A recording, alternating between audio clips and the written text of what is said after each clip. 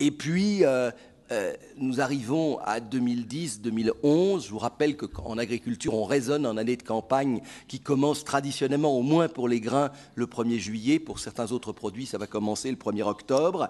Et donc, à nouveau, alors que nous vivions dans une sorte de sécurité précaire, à nouveau des problèmes climatiques. Alors là, les problèmes climatiques, ils sont venus de ma droite, c'est-à-dire de l'Asie centrale, de la Russie, de l'Ukraine, de très fortes sécheresses qui ont réduit de manière très considérable, notamment la production céréalière en Russie, un petit peu moins en Ukraine, mais quand même de manière assez forte.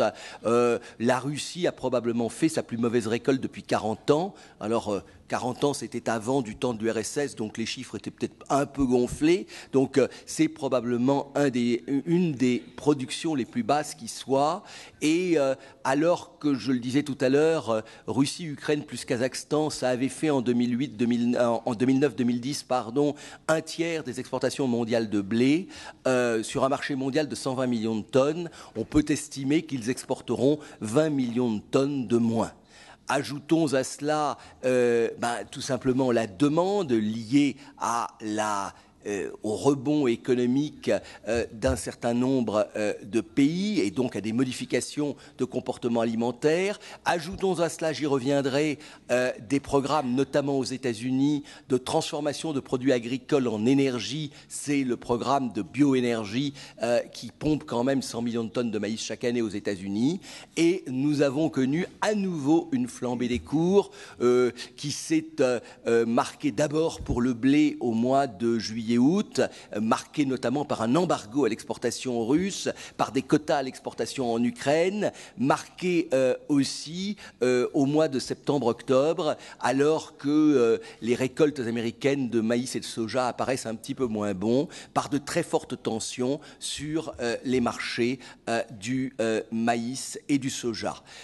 Pour vous donner quelques chiffres, je ne vais pas vous en donner beaucoup, ça veut dire en clair que pour l'Europe, par exemple, et je n'oublie pas que le Maroc vit quand même très lié à l'Europe, le prix du blé est passé de 120 à 220 euros la tonne sur les mois de juillet-août.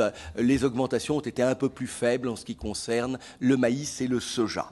Alors, comme toujours, on s'est mis à reparler de la nécessité de relancer un programme coordonné pour l'agriculture mondiale.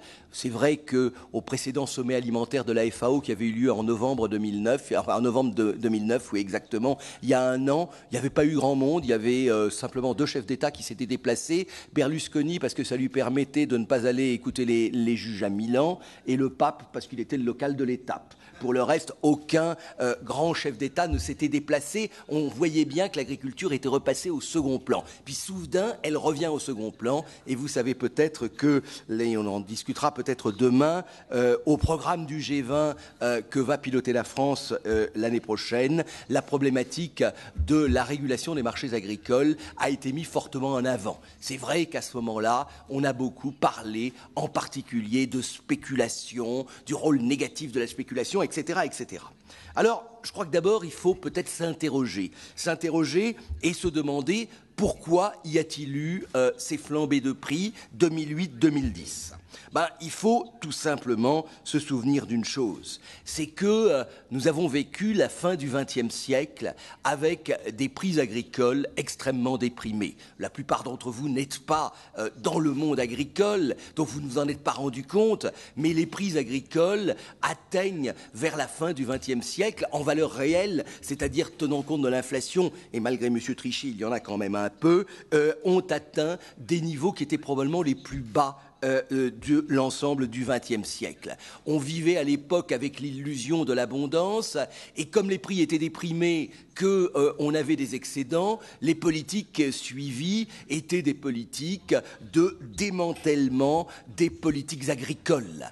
Que ce soit dans les pays développés, c'est à partir de ce moment-là, en particulier en Europe, que l'on a commencé à détricoter la politique agricole commune, que ce soit surtout, et c'était là le plus grave, dans les pays en en développement, en dehors de quelques pays comme l'Inde qui ont su résister, combien de pays soumis à la rigueur des plans d'ajustement structurel des institutions de Washington ont été obligés de liquider leurs offices des céréales, ont été obligés de liquider les systèmes qu'ils avaient conservés de garantie de prix aux producteurs, etc.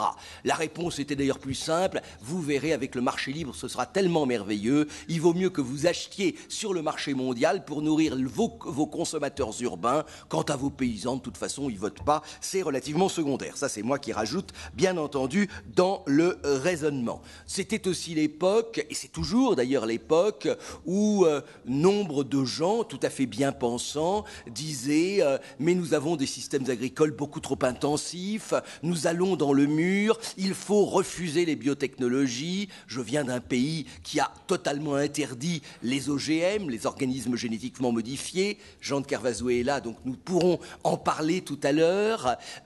Mais je rappelle que dans un pays tout à fait sympathique comme l'Allemagne, la ministre de l'Agriculture, Madame Renate Künast, était la leader des Verts et elle rêvait d'une seule chose, de faire passer l'intégralité de l'agriculture allemande à des systèmes bio, Organic Agriculture pour la traduction, les systèmes bio qui en général se traduisent par une diminution de moitié des rendements, mais c'était secondaire au fond dans un monde qui était marqué par l'abondance. Donc on a assisté pendant 10, 15 ans à une sorte de, non pas de démantèlement, mais d'abandon de toute idée, parler même de productivité, de productivisme agricole. C'était en tout cas dans un pays comme la France pratiquement un gros mot. Au même moment, mais ça on ne s'en rendait pas compte, au même moment la demande, elle augmentait. La demande, elle augmentait, d'une part, la démographie, la croissance économique, et justement, au travers de la croissance économique, le fait que nombre de pays en développement accédaient, et de pays émergents, accédaient à des modèles alimentaires un petit peu plus riches, se traduisant notamment par la consommation de plus en plus importante de produits animaux. Alors, par chance, ce n'est pas le cas de mon voisin indien, et donc théoriquement végétarien. Je dis théoriquement, on était assis à côté, il me semble que ça n'était pas totalement le cas, mais au déjeuner, mais a été en particulier le cas d'un pays comme la Chine. Les petits Chinois se sont enrichis, ils ont amélioré leur régime alimentaire, ils ont consommé du porc, du canard laqué, etc. Et la Chine, c'est un exemple, est devenue le premier importateur mondial de soja, avec une croissance de ses importations qui se continue aujourd'hui de manière considérable. La demande aussi a augmenté, alors de domaines que l'on n'avait pas attendus jusque-là, mais qui s'expliquaient un petit peu d'ailleurs dans la recherche de nouveaux débouchés, qui a été le domaine des biocarburants.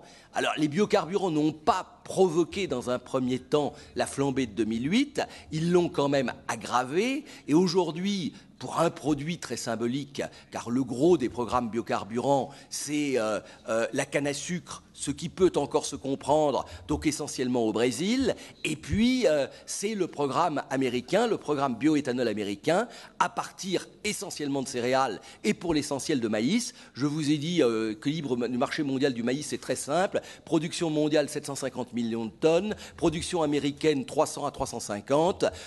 Utilisation de maïs pour l'industrie de l'éthanol, 100 millions de tonnes. C'est-à-dire qu'il y a plus de maïs utilisé dans l'éthanol américain que de maïs américain disponible à l'exportation. Donc, on voit bien que l'on a eu un moment dans lequel on avait une sorte de désarmement du côté de l'offre, alors même que la demande augmentait. Il y a un moment où les deux se sont croisés. Ça se passe aux alentours de 2007-2008. Alors, on a beaucoup parlé à ce moment-là de la spéculation. C'est un mot que l'on n'aime pas, c'est un mot que les politiques adorent utiliser pour fustiger les méchants spéculateurs, et il est exact que pour l'agriculture, comme pour l'ensemble du champ des matières premières, on a vu un certain nombre, alors d'entre les banquiers qui sont dans la salle, on a vu un certain nombre d'entre vous s'intéresser aux commodities.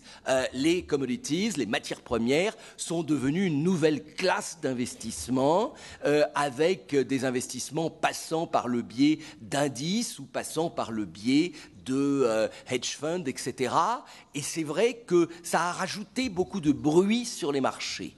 Néanmoins, je ne pense pas que l'on puisse attaquer la spéculation. Spéculation, elle peut amplifier un mouvement, elle peut rajouter de la volatilité. Ce n'est pas elle qui crée le problème. Il n'y aurait pas eu de sécheresse en Russie, les prix du blé n'auraient pas flambé. Alors peut-être ensuite les spéculateurs en ont-ils rajouté un peu. J'ai toujours une sorte de comparaison qui est de dire que la spéculation, c'est comme l'écume sur la vague. Quand il y a beaucoup de vent, il y a beaucoup de vagues. Il y a beaucoup d'écume et on ne voit plus la différence entre l'eau et l'écume. Mais quand il n'y a pas de vent, quand la mer est plate, il n'y a pas d'écume. Et au fond, il faut se souvenir que c'est la vague qui crée l'écume, ce n'est pas l'écume qui crée la vague. Ceci d'autant plus que nous pouvons, dans le champ agricole, faire la comparaison entre des produits pour lesquels nous avons des marchés dérivés, pour lesquels nous avons des marchés financialisés, comme on dit maintenant. Ce sont les grands marchés de Chicago, le blé, le maïs, le soja, etc.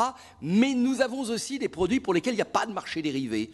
Il n'y a pas de marché dérivé sur le riz, par exemple. Il n'y a pas de marché à terme du riz. La cotation du riz, c'est du physique FOB Bangkok. Donc il n'y a pas d'outils, il n'y a personne qui vient spéculer sur le riz en dehors des producteurs, des négociants, des consommateurs eux-mêmes. La flambée des prix du riz en 2008 a été encore plus forte que sur le blé.